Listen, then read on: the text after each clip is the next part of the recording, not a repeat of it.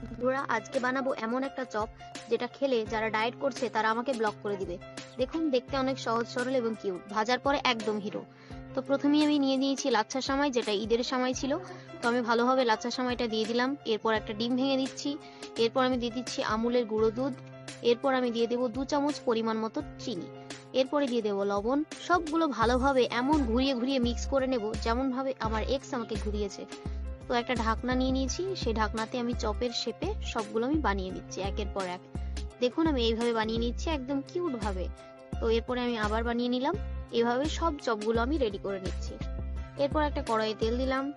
তেলে আমি এই সব চপগুলো ভেজে নিচ্ছি। একদম গ্যাসের ফ্লেম লো করতে হবে, হালকা আছে এগুলো লাল লাল করে ভেজে নিতে হবে। দেখি লোভ হচ্ছে। তো চপ রেডি, এবং এটা আপনি চায়ের সাথেও খেতে পারেন। সম্পূর্ণ নতুন জিনিস, আত্মীয় আপ্যায়নে রাখতে পারেন। ভিডিওটি ভালো লাগলে লাইক অ্যান্ড ফলো করবেন। ইউটিউব থেকে দেখে থাকলে সাবস্ক্রাইব করবেন।